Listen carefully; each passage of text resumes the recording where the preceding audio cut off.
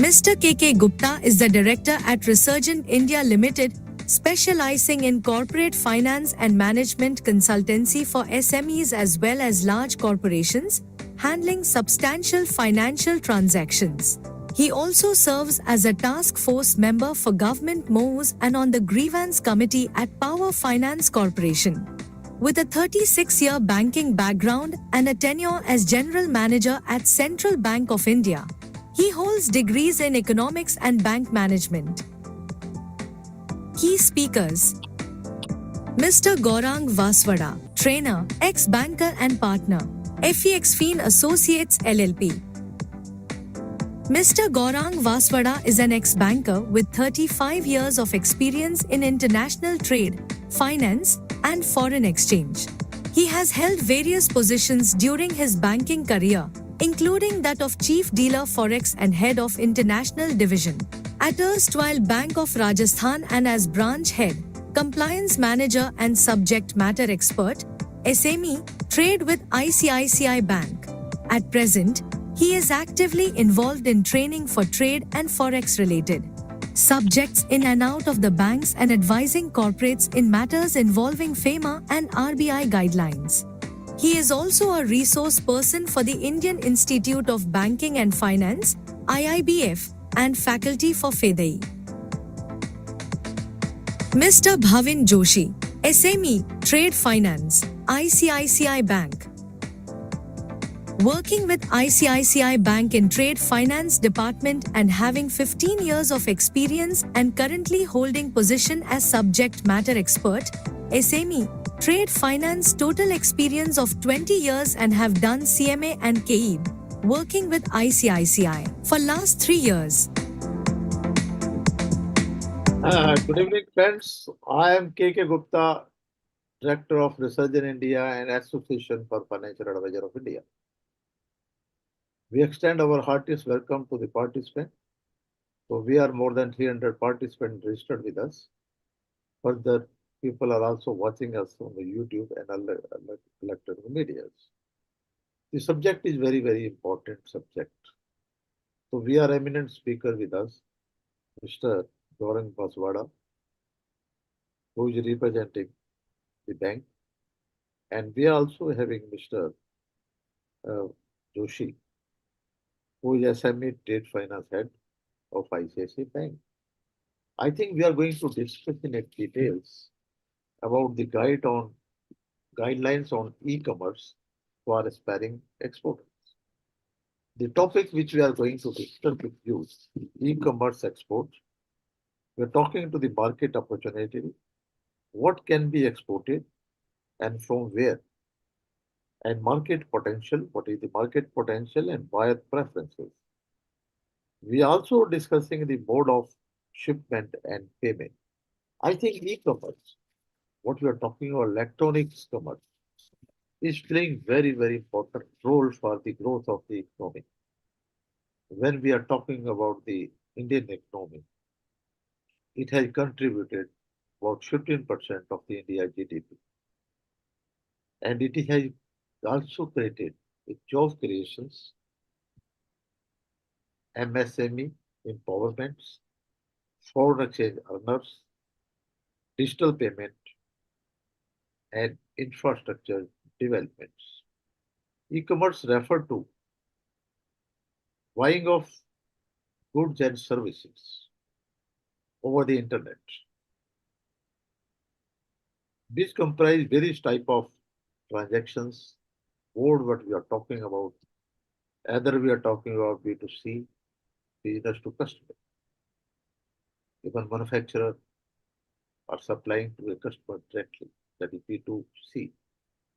And B2B also, business to business transactions are also there. We are talking to C2C, customer to customer transactions are there.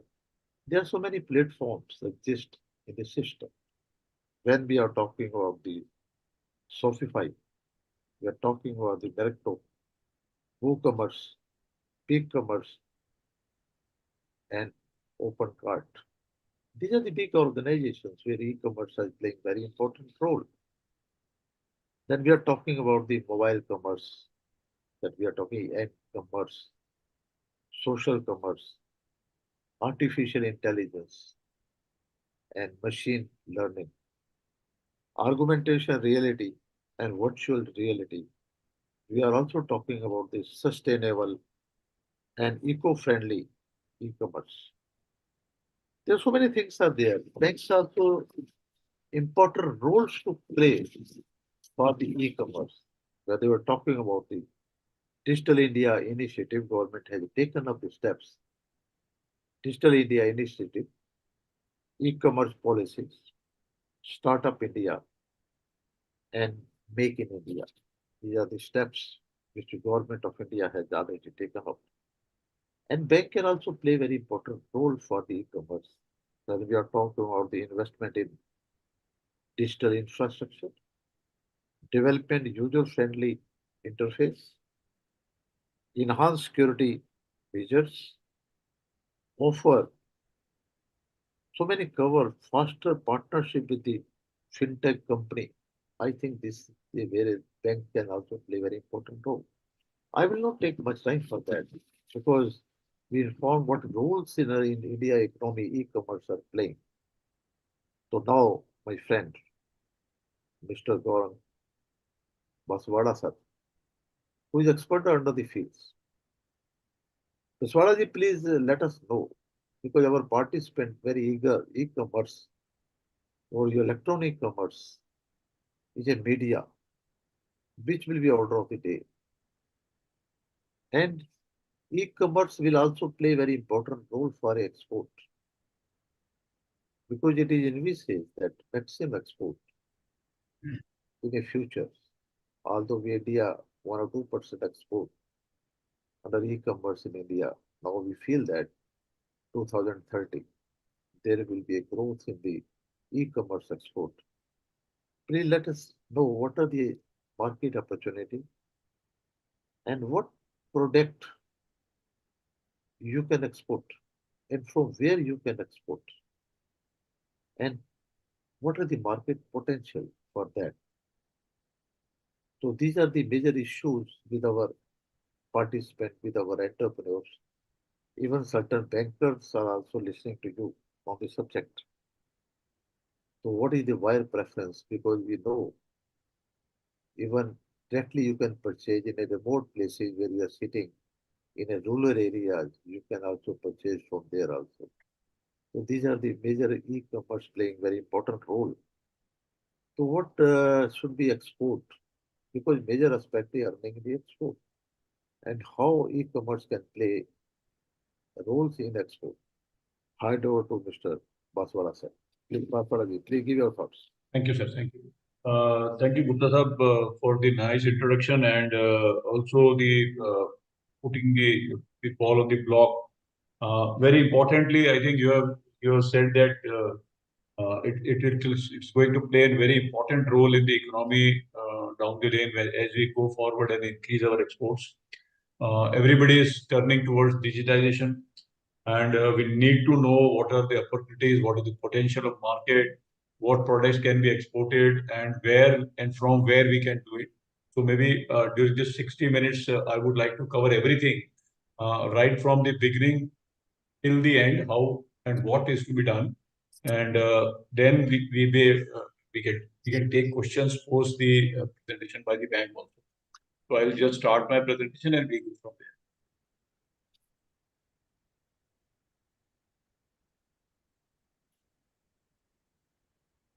there. Screen is visible, sir.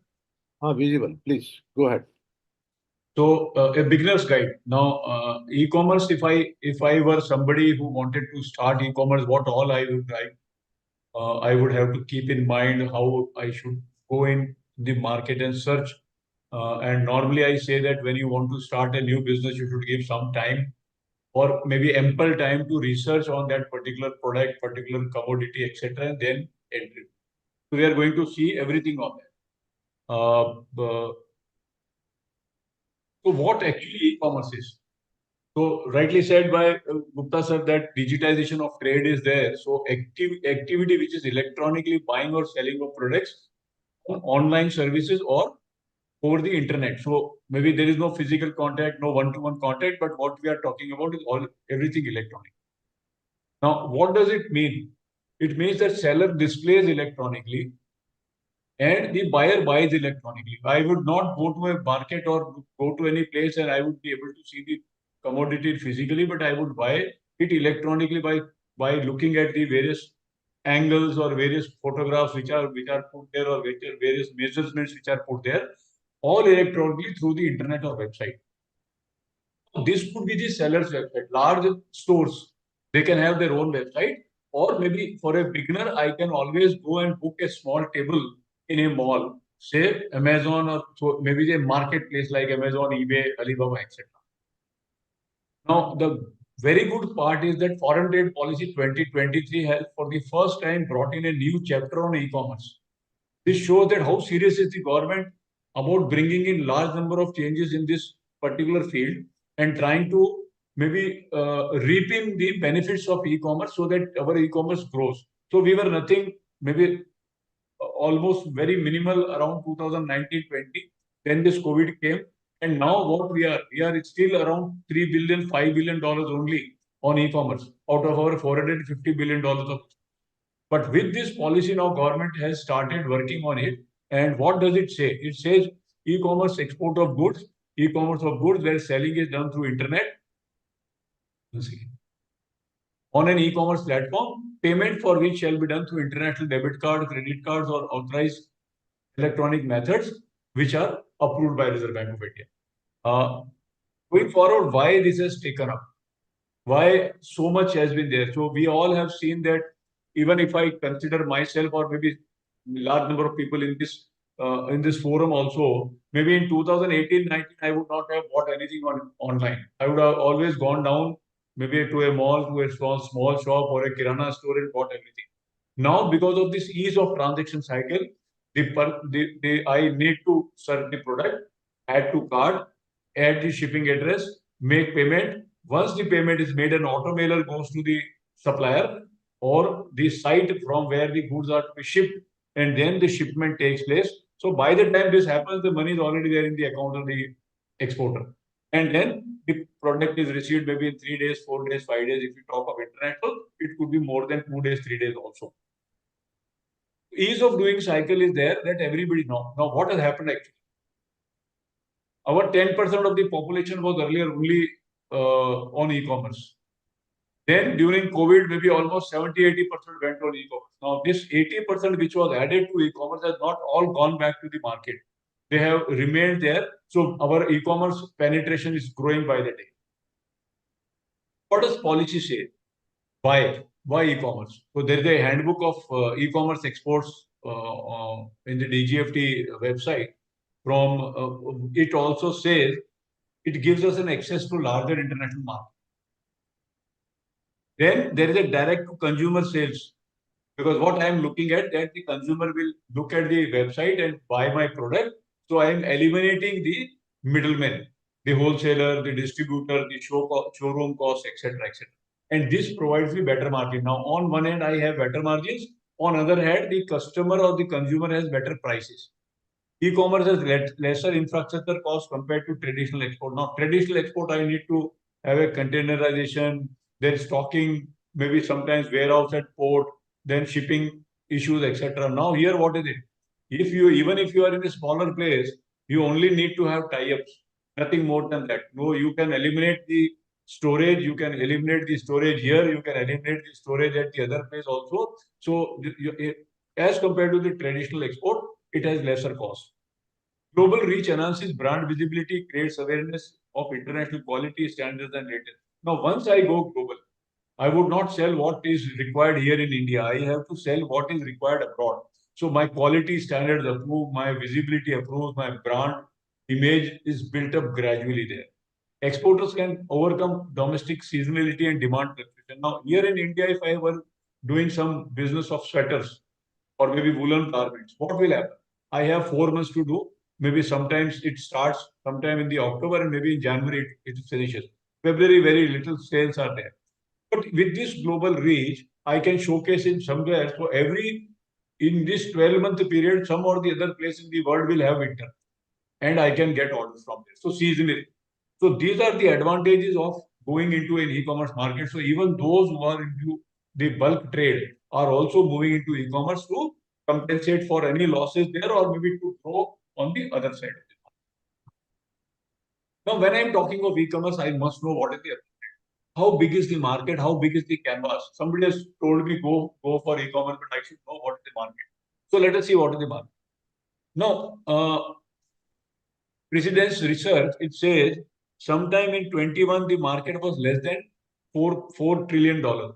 And what we are around 4 trillion, 4.77 trillion expecting in 24, which is likely to grow to $7.5 trillion by 2030. Now, out of this global e-commerce market of 7.5 trillion in 2030, what we are targeting that we need to see. Then global B2B market, right from 2017 also, we are expecting 36 trillion. So now the different data would be there, but this 36 billion is being targeted sometimes in 2026 itself. So what we have? For India, we see a $1 trillion global opportunity. This McKinsey report of 2019 is there. And FICCI has also in 2019 said that we have a 300 billion opportunity for Indian MSME. Now, $1 trillion opportunity is there, and based on this, the government has decided that our total exports, if we are able to reach $1 trillion by 2030, let us target at least 20 to 30% of e-commerce export out of that. And what is it? Ultimately, they say e-commerce exports in India in 23 are estimated to range between $4 to $5 billion, and our target in 2030 is $200 billion, as announced by DGFT himself. Mr. Sarangi had in one of the seminars in 2023 had said that we should target 200 billion, so 20% of what we are overall targeting. Two charts showing the top countries. Now, the numbers are not relevant here. Why I have brought in these charts is that don't always look at US. Don't always look at Europe. But Europe is also too large. When we look at Europe, we will see Frankfurt, we will see Germany, we see Italy, nothing more than that. But beyond that, what is there for us? We have China as a market, big market. We have UK as a market. We have Japan as a market. We have South Korea as a market. We have Germany as a market. We have Indonesia as a market. We have Canada as a market. We have France as a $72 billion or $88 billion market is not a small market. Then on the other side, we have Singapore, we have Indonesia, we have Argentina, we have Australia, we have Thailand, we have all these countries, Mexico, all these countries are there. So don't just go after US, but try to find out that what other places are there where we can find buyers for our goods. Then in this, we have Philippines also, we have Malaysia also, Mexico, Argentina, Vietnam, and South Korea. The growth rate see here. Even the South Korea is growing at roughly 11%. We have Malaysia growing at 16%. We have Philippines growing at 24%. If the market is growing at 24%, we have to just put a dot there to be there. Fastest growing retail e-commerce countries in 2020. So what and where? So where ultimately I have just given you the data from the field, but what exactly I can sell and where I can sell. So let us see. There's an eBay survey which says what are the fastest moving products in eBay in 2019. Now you see the demographic has changed from 19 to 24. We are post-COVID, 2 years, 2.5 years. A piece of jewelry is exported every 5 seconds. What is this? 12 pieces in a minute. And our India, if you see east, west, north, south, even in south or even in west or even in north, we'll buy different types of jewelry. And this is what? This is largely fashion jewelry. This is largely semi-precious jewelry. This is being bought everywhere. So if somebody is buying, then there is an opportunity to sell. Health or beauty products every 30 seconds. Home furnishings every 1 minute. Home garden products every 2 minutes. Business and industrial products. Now this comprising is of what? What is used by businesses. So maybe to take an example, ballpoint pens, or maybe pencils, erasers, scales, or maybe writing pads or diaries. This will all be procured by businesses. And we are huge manufacturers at all places. We would find a local manufacturers doing this, and they have their brand in India. If they have brand in India, they can always sell through any of the countries. And antiques and sport products. Now, sports, we are there, Jalandhar, Meerut, Chennai, Calcutta, all places you have sports goods manufacturing facilities. A musical instruments every 15. You see this, see the greatness that even the musical instruments in the overseas markets are being brought to eBay every 15 minutes, means four in an hour. Now, this was a FICCI study of 2019, which they had brought it out. So I feel that this timeline has also gone down, and I am retaining this because this is a very big eye opener for the market. Now we have three big overseas marketplaces: Alibaba, Amazon, and eBay. Now, what are more in demand? So here we are. What I have marked in red: handbags and luggages, beauty health, shoes, clothing accessories, jewelry, watches, toys, and baby products. Baby and mom, beauty and health, clothing, home and kitchen, home and living, jewelry and precious coins. Agriculture, food, beverages, apparel, textile, fashion accessories, luggage, bags, cases, shoes and accessories, sports, gifts, and toys. Now, just take toys. We were always an importer there. And now, maybe by maybe 2 digit or 3 digit also percentage is the toy market is growing, and we are exporting like anything. Take case of food and beverages. Our Indian goodies are maybe bought everywhere, and even the foreigners, leather products, pouches, purses, bags, shoes, etc. From Chennai, from Kanpur, from Agra, everywhere they are. So what is it? So I have listed out certain major goods: handicraft items, cosmetics and toiletries, carpets and durries, handloom products, jute products, coir products, leather goods and footwear, spices and herbs, Ayurvedic medicines, foodstuff, chemicals, sports goods, engineering products, gems and jewelry, apparel and made-ups, textile, and you can put more items. Find out any one group where we are not. It is not possible. We are there everywhere. Even spices and herbs are going, cosmetics and toiletries are going, Ayurvedic medicines are going, maybe our neem chandan or maybe toothpaste, everything is going there. All products. Now, FIO has a Federation of Indian Export Organization also has a India Business Portal there. And why I have brought in here, because in that India Business Portal, exporters can go and register their products. They can showcase their products to the world. Now, they have agriculture, manufactured goods, natural goods, and food stuff, all, and GI products also. So what is listed there? Let us see some items which maybe before 4 o'clock you would not have thought that it is there, because we normally don't search there. There is a tea tree oil, there is a green tea, but there is also a bamboo toothbrush. There is an henna powder, there is a Godwar chiku, sapota, or there are mangoes there. Then, going forward, there is a wooden Ludo game, there is a chessboard wooden, there is a cumin powder, there is a dress. 1 second, sir.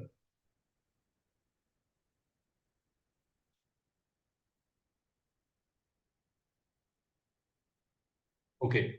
And then you go forward, some wooden toys. So the search you see in Walmart, I have searched Indian toys and I have got this. And then the lentils, Jaipur vegetables, the bodhi seed mala, and the clay tawa, which normally you find on a roadside, the vendors selling there. It is all listed on Walmart and on Alibaba. Now there is a moringa powder, different variety, different suppliers. Then there are unique, high design, handmade fashion earrings.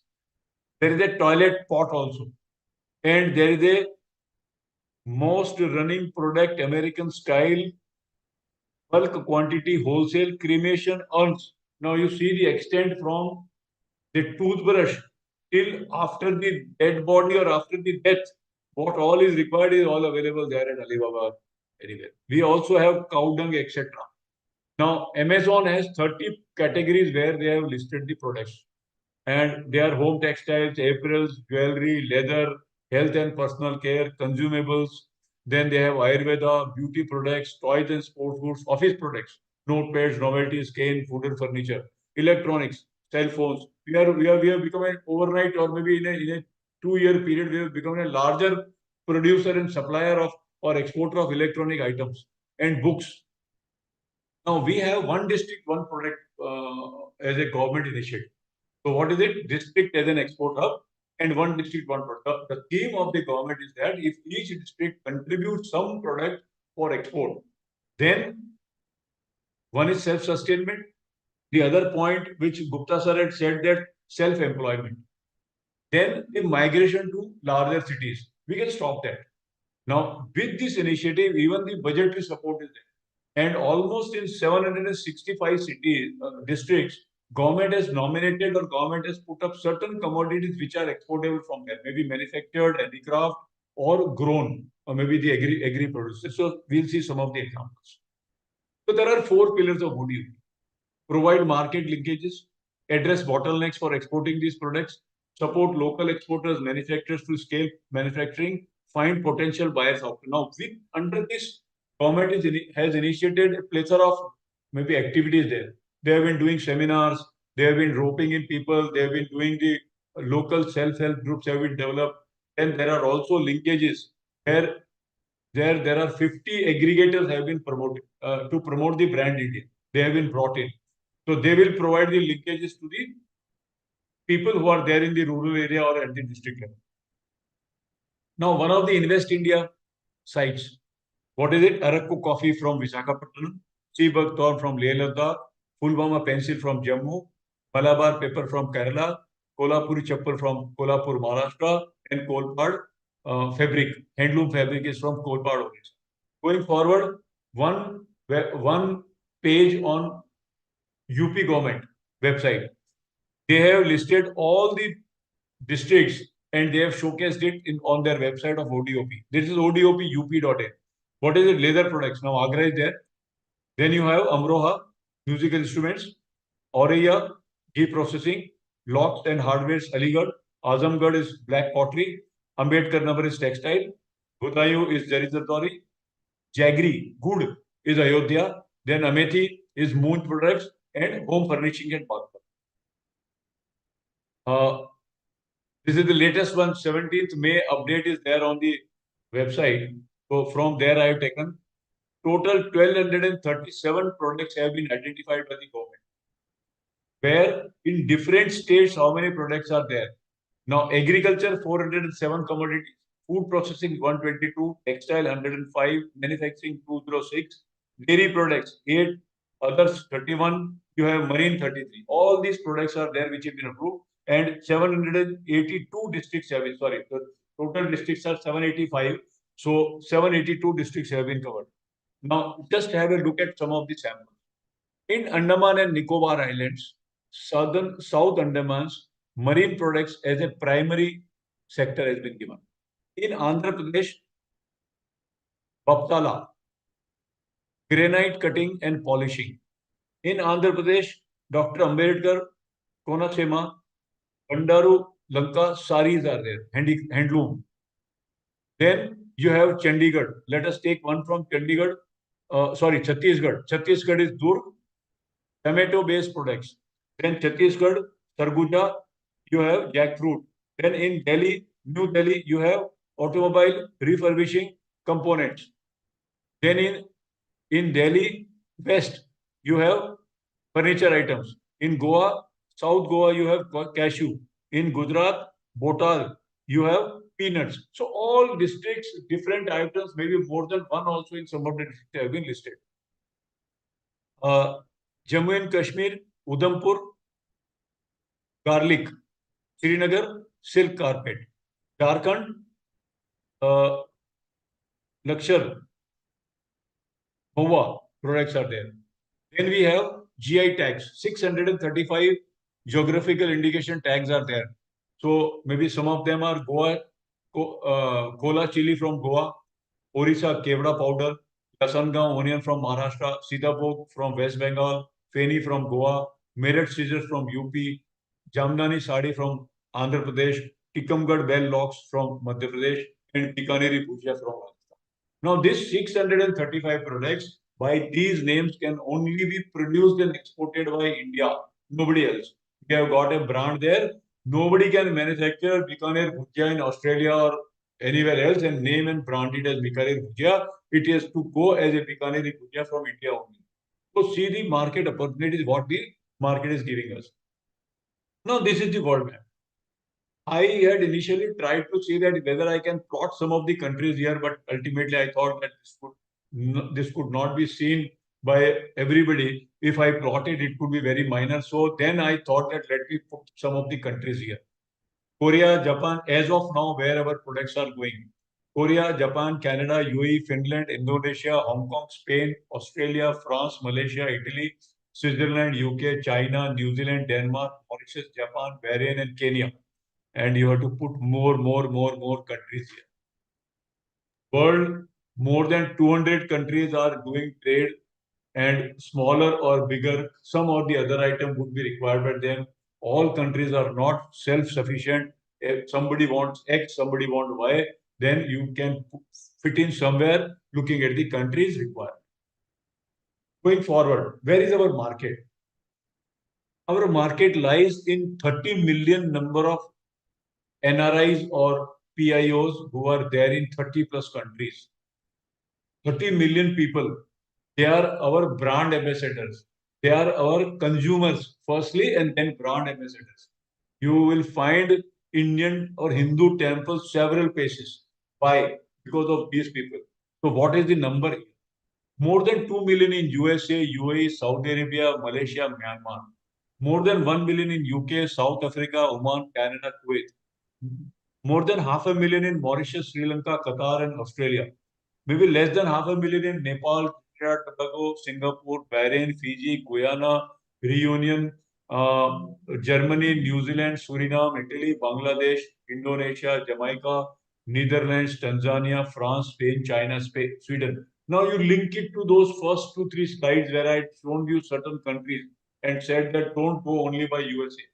However, USA is a big market, but you have countries like New Zealand, you have countries like Indonesia, you have countries like France, Spain, Tanzania, Netherlands. All these countries are there where our own people are there. They will require Bikaneri bhujia. I understand there is a person in Amritsar who is also selling the chole kulche there, ready-made. They are going there. It is being ordered. Our ice cream goes there from natural ice cream from Mumbai. Our murukku goes from south. Our maybe fafda goes from Gujarat. All those commodities are going. They are our first consumers, and then they are our brand ambassadors. So maybe in one of the sessions which was being taken by one of another maybe very senior faculty, how do I tap the market? They say if you have some connection overseas, ask him what does he buy. When he goes to a Patel store in USA, what does he buy there? He will say, sir, I go and buy their khakra. You say, sir, I'll sell you khakra. You sell khakra on my behalf in your neighborhood. Your market is there. You find somebody, one of the students from South, he had gone to Ukraine to study medical. And in medicine, he found out that there is a requirement here of food stuff. When he came back, he talked to Karachi Bakery in Hyderabad. And then he said, I will take your Karachi bakery to Ukraine and I will buy. So he has taken a franchisee. Now he has done his medicine, but he has a franchisee of Karachi bakery and several other eatable products in those countries where he had gone to study. You see how he has transferred. He had gone there for medicine. He would have come back and done the medicine here, but he has now transferred into business just because he found a market there and now he has put everything online. So what are the places from where we are exporting right now? I just pause.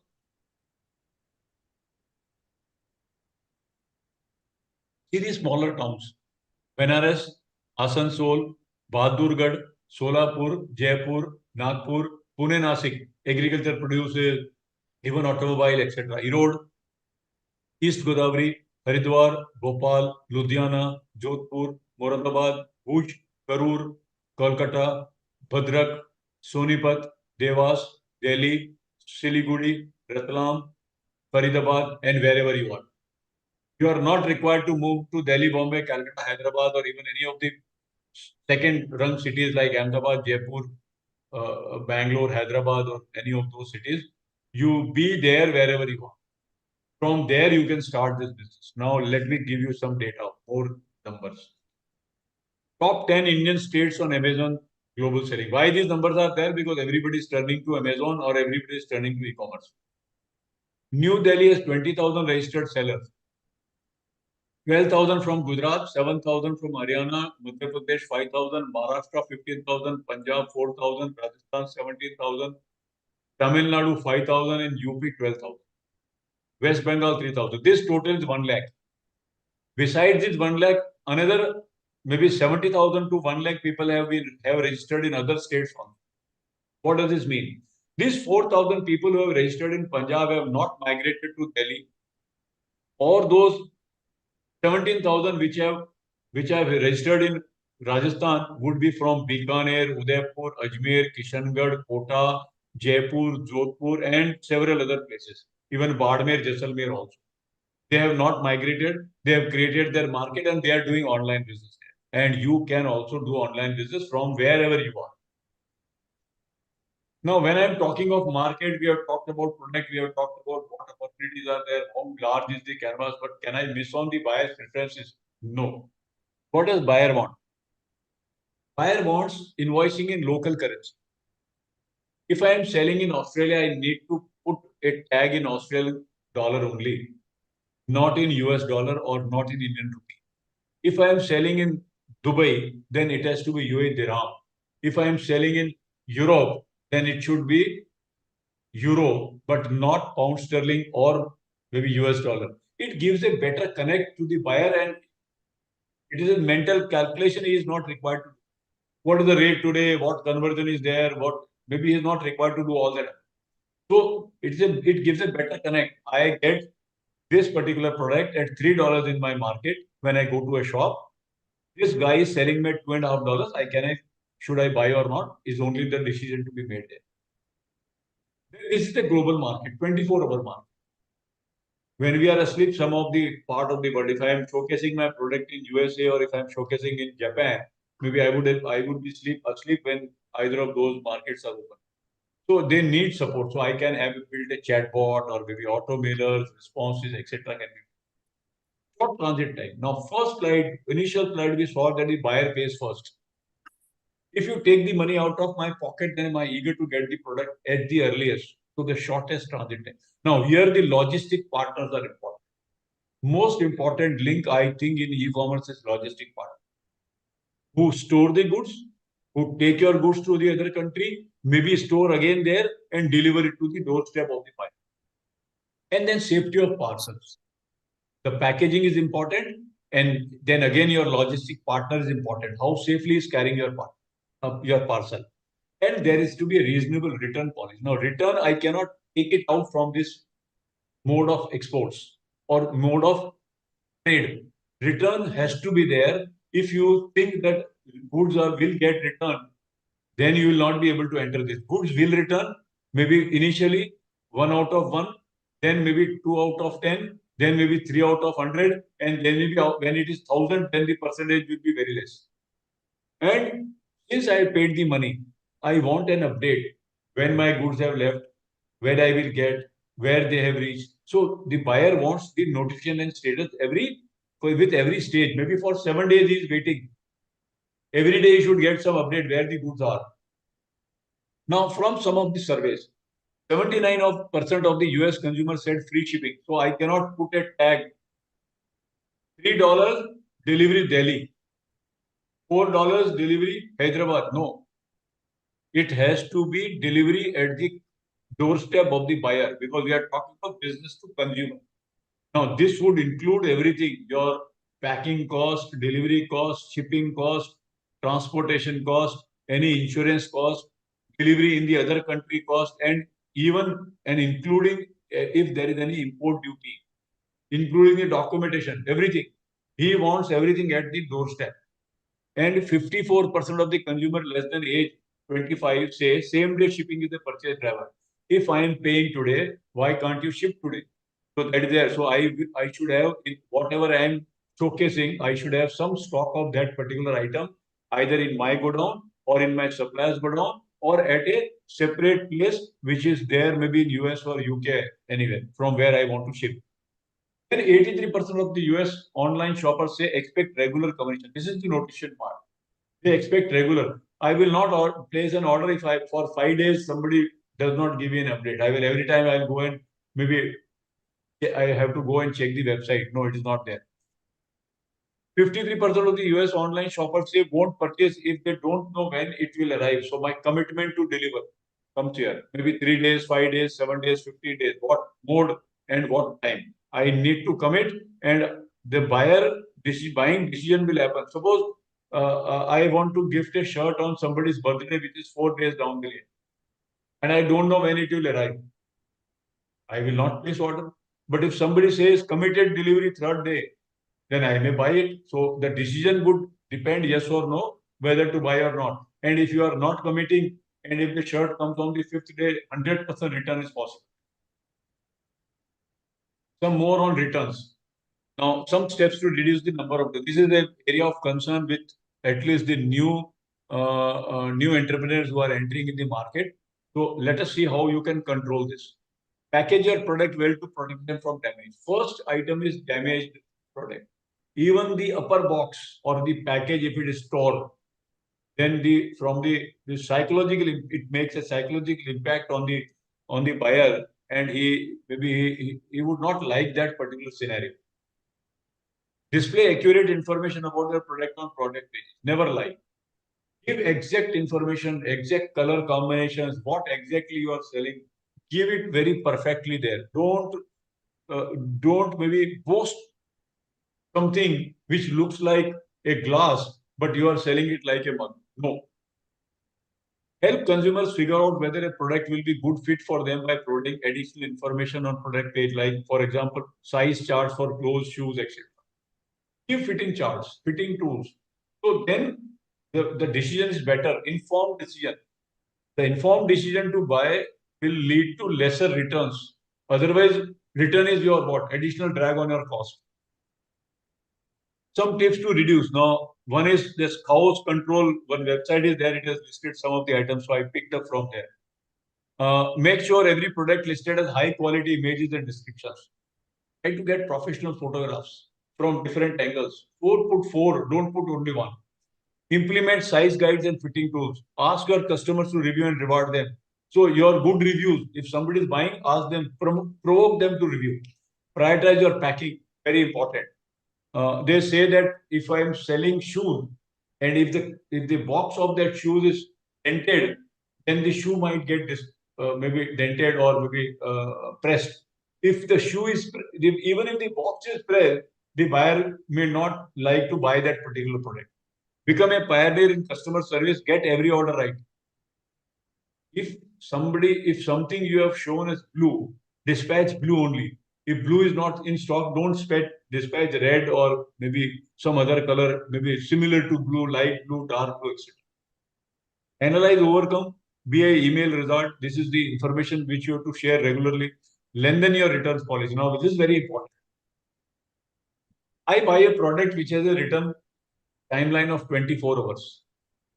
What exactly it means? It means that the seller is giving me 24 hours to think or rethink. Shorter time. Maybe in 12 hours, I'll decide to return and I will not wait for 24 hours also. But somebody is giving me 7 days. Say it is a shirt. 7 days I will wear that shirt and stand before a mirror or maybe show it to my friend on a mobile saying, how does it say? And even if one person says this is a good fit or it looks good on you, I will keep it. I will not return. That return policy is also a magic to make the buyer to retain the goods rather than return. Make returns the best possible experience, maybe to a replacement, etc. How best you can make it and combat serial return. This is over the time you will have to learn. Now everything said and done. Mr. Gupta initially said that banks are an important partner. Yes, of course. Not only banks, we will require more number of partners in this business because I am at Batinda or I am at Panipat or I am at Ajmer or I am at Kota or I am at Noida. I am not going to go to GPO Delhi or maybe Airport Delhi to dispatch. I need partners there. So who all are there? The suppliers are my best for the first partners. If I am manufacturer, then raw material. If I am buying ready-made, then the finish. The supply chain has to be very robust, very strong, because we saw I cannot delay the dispatches. Order आया फिर 3 दिन बाद बनाया. It is not there. Then marketplace own website either way. So maybe I can have my own website. We will see how it can be done. And Amazon, eBay, Walmart, etc. Then logistics and shipping. DHL, FedEx, Delivery, RMX, Foreign Post Office, FPO's Foreign Post Office. Okay, or Ship Rocket, maybe the consolidator. Then storage and fulfillment in India or abroad. So I can rope in one storage place here in India and another storage place in USA or UAE somewhere. So Amazon, FBA, eBay, Hoopoo, Shipbot are different agencies. Then payment gateway, PayPal, Payoneer, CC Avenue. If I have my own website, I'll have to tie up. If Amazon is there, I need not worry. They will have their tie up. And Bank A, Bank B, and Bank C.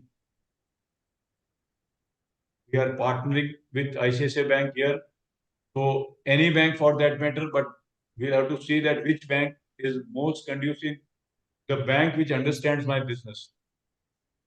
Now, if I am selling through website, I'll have to make a website which should be attractive and user-friendly for navigation. Maybe on one click, it should take me to the another page, etc. I need to tie up for a fulfillment or storage place in the country of the buyer, then advertise through e-com sites, provide payment options by maybe linking through PayPal, Payoneer, etc.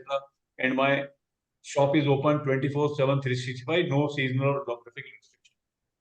Now, this is my own store, but I want to start a new. I don't want to make my own store. So what can I do? I can go to a mall and ask for a table space. And the marketplaces are malls, eBay, Alibaba, etc. So decide on your product, register and list on your product on an e-commerce site. Maybe they have country-wise listings also. Then storage, Amazon, FBA, eBay, Unicommerce. You can advertise through maybe other e-com sites also. And the payment is taken care of by e-com because they have the marketplaces because they have tie-up with various partners. Now here also shop in shop. My store is open 24/7, 365. So let us see some of the pictorials. How do they announce their coming into the picture and helping the exporters to export from India. Expand your business to 200 plus countries and start selling from India to the world. Why sell in North America? So this is only North America related website. This is only UAE in Saudi Arabia related website or a page relating to Amazon. And then how to register. Checklist to get started, how to get GST number, etc. Very smaller steps. Start exporting with Amazon. What is Amazon Global Selling? Register and get 3 months subscription free. So maybe what charges are there. Then eBay taught me what to sell. Maybe small step, how to register. Then Alibaba says how to start an e-commerce business. By itself, once you register, then you will get plethora of information on product, process, prices, etc. Then fulfillment. Now, fulfillment is what? Instead of shipping every piece of shirt from India, I decide to put some shirts of maybe different sizes, different colors in a store or warehouse in USA or maybe Dubai. That is my fulfillment center. Ultimately, when the order is received, the shirt is shipped from that fulfillment center to the respect. So I am present by way of a storehouse in the country of the buyer, wherever I am listed. So Amazon has a fulfillment center. eBay also says that even if you are listed on some other websites, you can store goods with me. It's all electronic, maybe all maybe technically run, and it is all on fingertips there. Shipboards is in USA, Stelco is in Canada, Now, what are the benefits there? Faster shipping to customers nearer to buyers. I have an as good as a presence in USA or Dubai or Canada, wherever I have storage. Better inventory management because of software control.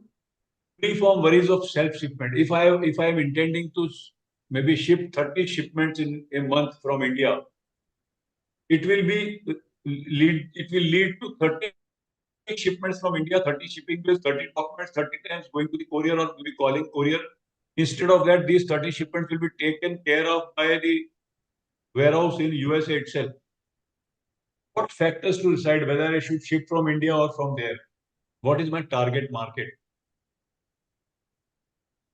How good my sales forecasting is? And because the storage place will charge you on the basis of space required for storage and the number of months you are storing. So don't forecast for 1 year, forecast for 1 month, then forecast for 3 months, and then gradually grow from there. Cost of warehousing versus time to deliver versus each shipment cost and time to deliver. You will have to juggle about that. Now, something on the modes of shipment. I have sea shipment, air shipment, courier shipment, and postal shipment. Now, when I do shipment by sea, air, or courier, there is a shipping bill which is generated and which goes into EDPMS of RGA. So it is controlled from there.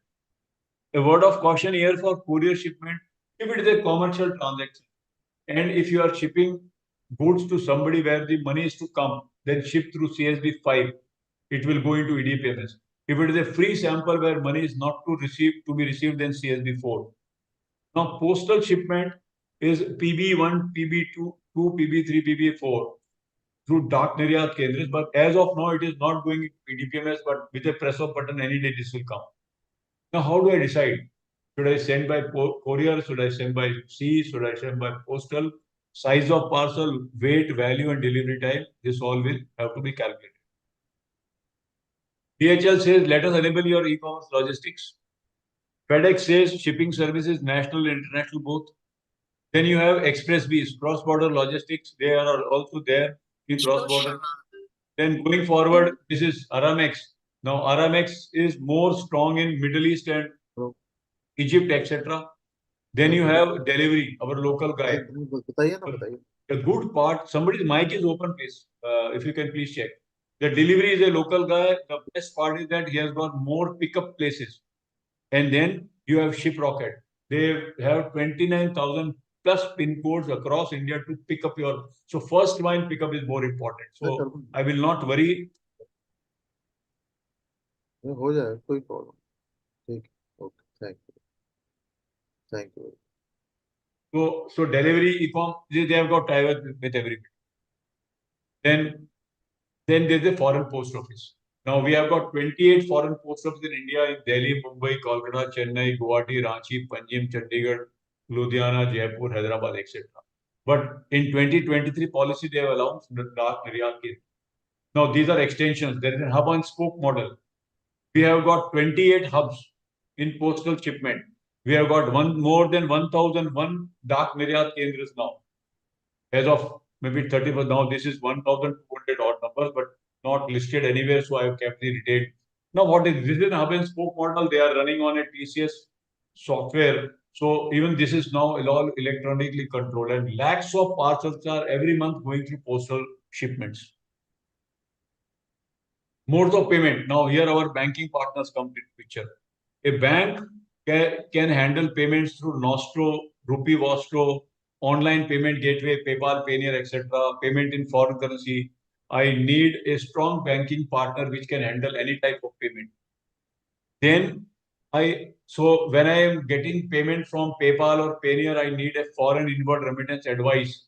Now on a PayPal landing page or on a Payoneer landing page, there's a link given. How can I draw this? Because I ultimately the bank does not know the rupee is flowing in. So ultimately, when the rupee flows in, the bank does not know that this export proceeds. So they will require a FIRA or FIRC for creating an inward remittance memorandum for knocking off your bill. The CC Avenue, they handle one account, multiple currencies. I think 27 or 28 currencies are there, how they handle. Now, why emphasis on banking part? In e-commerce, we are not talking of a shipment of $25,000, one shipment or two shipments in a month, or a container load shipment of $40,000, maybe every alternate month or so. I am talking of $10 to $100 shipment, and I want to do 300 shipments in a month. There is a e-com player in Mumbai I had worked with, and he had told me that our peak is 300 shipments in a day. You look at what market we are looking at, what number of paper we are looking at. We are looking at 300 documents in a day, even if on a conservative basis, if I take it 100 documents in a month, then also I need a partner who can understand my business. Everybody would do the business of $25,000 shipment, and they may charge you 2,000 rupees for handling a bill, or maybe 1,000 rupees for handling a bill. Because they get out of that $25,000 or $50,000, they also get exchange margin. But who is going to handle your business when you are getting rupees, no exchange margin, maybe $10 bill, no exchange margin, and the number is more. So I need a partner who understands my business. This is a very peculiar business. And maybe day in and day out, every month I have been talking to e-commerce players and suggesting them that how to find out the banks on one-to-one. They come and tell us their grievances on largely on the banking side. And I hope that when Bhavin sir comes in, he will throw light on what all solutions they have or ICICI has got in for e-commerce players. So they need to handle payments in variety, and particularly OPGSP and creating of IRM.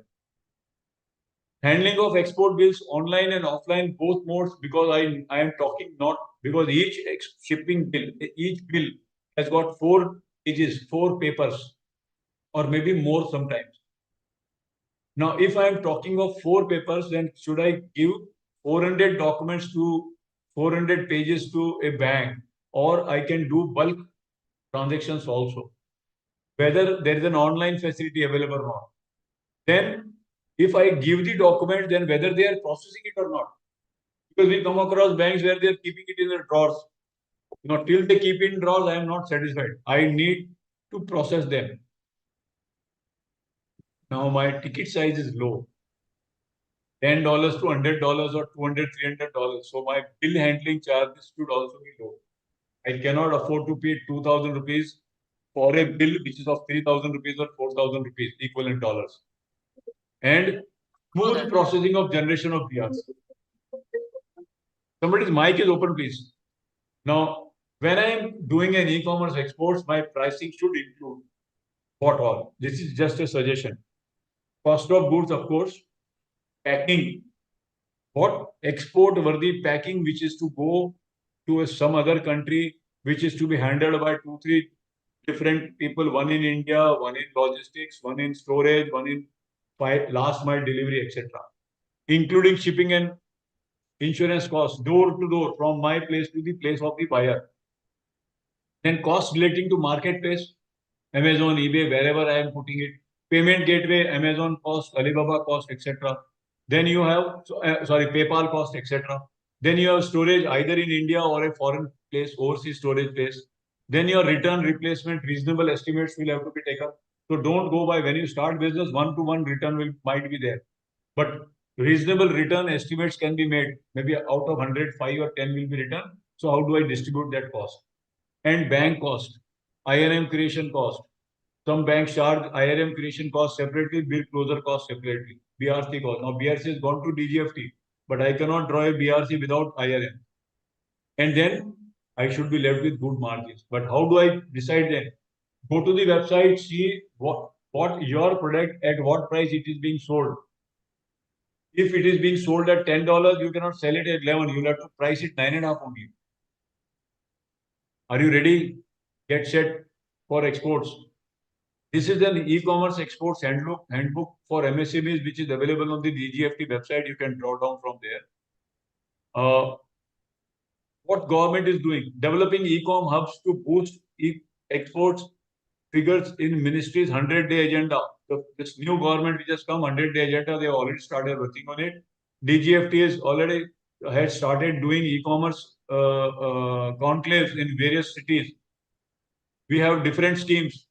Gupta sir also referred Make in India, Digital India, Atmanirbhar Bharat, District as Export Hub, Ek Janpad, Ek Utpad, one district, one product, and Startup India. So we are there. Thank you very much. Thank you ICICI. Thank you Resurgent India. Thank you AFI for bringing me here. People can take down my details. I will be available after this seminar today, tomorrow, anytime. Just drop me a WhatsApp or an email for any of your issues. We also help people in regularizing their bills or maybe solving their issues relating to FEMA, capital account, current account. So anytime, anything, please drop a mail or WhatsApp to me. Thank you. Thank you very much, Thank AFI. you. Thank you, KK Gupta sir. Thank you, Gaurang Saab. I think beautifully you have covered everything regarding market opportunity and the product. I think these are most important for our who are listening to us and who are also entrepreneurs and also members of the association. Major issue, what I feel is trust is most important for e-commerce. For that, branding is important. Once we have a branding of the product, so that can be have a satisfaction to the buyer. Major aspect is regulation. So you can tell something, Baswara sir, regarding regulation. Because once you are exporting the goods, it cannot be done often. Anything can be exported under the e-commerce or Sir, supply. regulations will depend on different commodities, different products, both on India side as well as on the buyer country side. So suppose I am selling something which is edible. Now, edible will require FASSI certification, maybe some other certification. If it is there, I may have to register with US FDA. If I am selling certain chemical related items, then or maybe the items relating to leather, then Germany has different rules. All those things, and now the best place to get all those rules is for your product for any of the product is to register or maybe go to the website of the respective export promotion council and then find out from there that what all requirements are there if I want to sell maybe semi-precious stones or maybe the leather garments or food stuff. You go to different associations and then from there you can find it. Another regulation, sir, once again, another regulation could be relating to the banking side or DGFT side because our shipping bill is getting registered with customs. Whether the entry is being flown into EDPMS or not, like post office is not doing right as of now. But there is a regulation which requires regularization. I should get BRC, which is a closure of that entry in the government books, creation of IRM, getting proper money, closure of bills, etc. All these are required to be seen. And maybe when we have done one seminar on the RBI guidelines, I think there also I had covered that regulation of bills is one aspect which also needs to be taken care of. Very more important aspect is regulations. Before you are having e-commerce export, so you must see the regulation of that country where you are sending the goods or when you are accepting the orders. So I think Mr. Baswara Sahib explained very clearly. So these are the very important aspects which you have to see to it. Now I'm requesting to the Bhavan Joshi sir, who is SME Trade Finance Head of ICICI Bank. Give your thoughts, Mr. Joshi, to Yes, our sir. Mr. Joshi, please. Thank you, Gupta sir. Thank you, Gaurang sir, for this excellent session on the e-com part and the uh, brief what Gupta sir has just informed us prior to the session. So, in line with Gaurang sir's session, I would like to have the products which would be helpful to the market, to the exporters, importers attending this session, as well as the financial consultants who are attending this session. How bank can help e-com business to have their regulatory pendencies closed. So, if allowed, I can just share a screen for the Please, facilities please, which our please, bank provide. Yeah. please, please.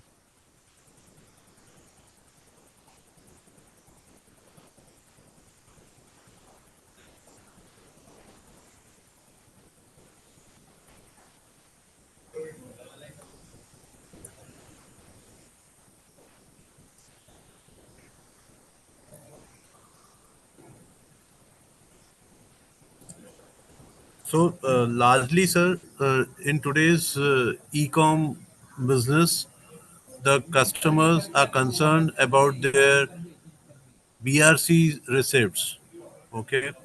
So, after the DGFT guidelines, which were recently modified by having the BRCs getting generated through their portal, it becomes utmost important for the bank to have their e-com business customers highly regulated with respect to their records. So bank has enabled itself to provide a bulk regularization concept to all the e-com business customers who can have their shipping bills uploaded through a bulk upload platform of our bank, that is Trade Online. We also have the platform which is enabled enough to have the IRM generated with the help of the EFICs what have been received from the uh, PayPal of the world, Pioneers of the world. Accordingly, we have this IRM matched with a particular shipping bill which has been raised at the time of exports, and thereby the customer is able to close his EDPMS entries. So this is the classic solution which our Trade Online platform has been providing to our customers. The other features of Trade Online would be which includes largely,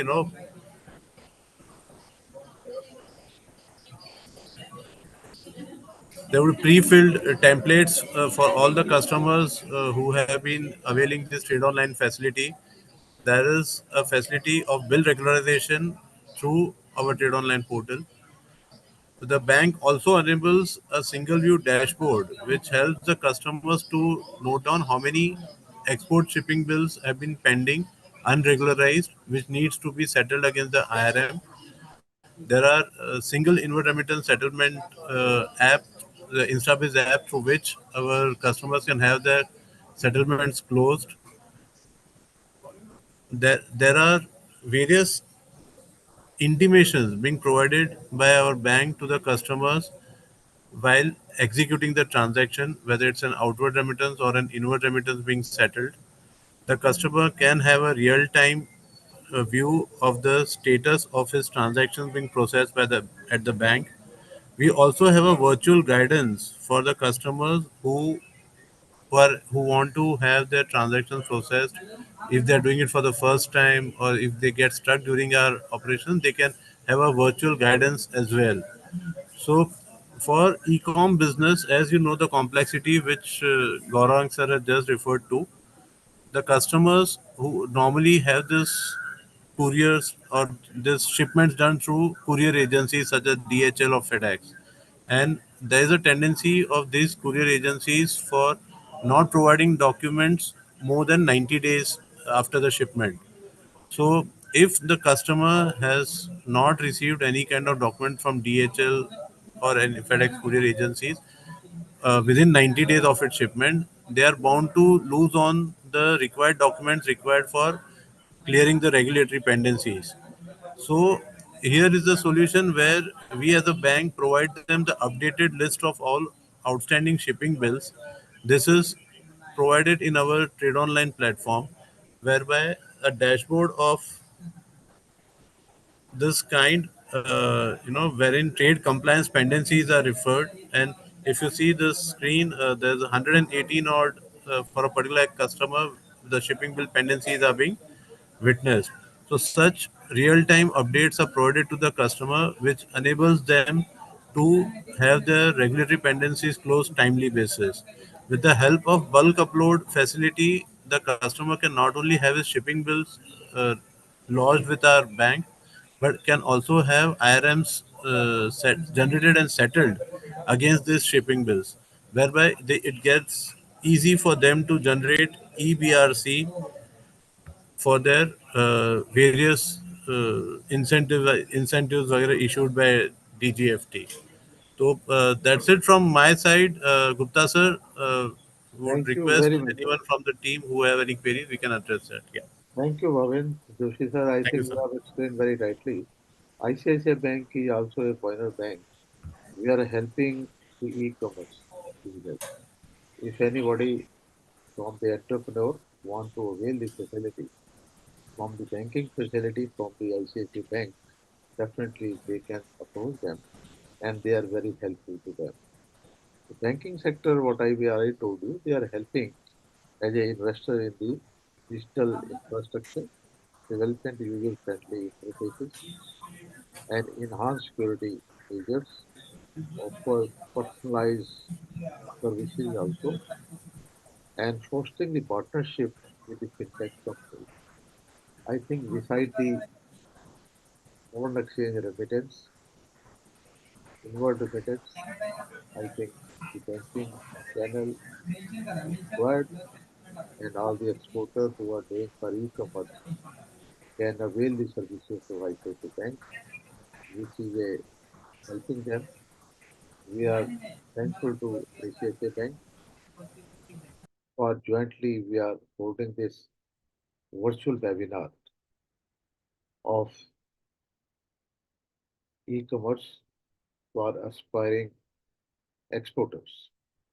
Exporters who intend to do under the e-commerce can avail this facility. Even this system will be available on our YouTube. All the presentation given by Mr. Gaurang will also be available. If any guidance, if any question from your side, please ask the question from today webinar. I think nobody has, only one chat is there. So I think there is no question from their side. Only we are asking them.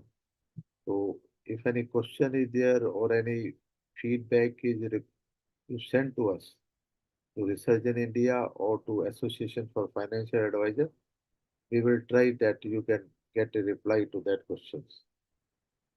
So if there is nothing else, so we are thankful to all the eminent speakers, Mr. Gaurang Baswada sir and Mr. Joshi sir, for sparing their valuable time and enlightened our participants for that.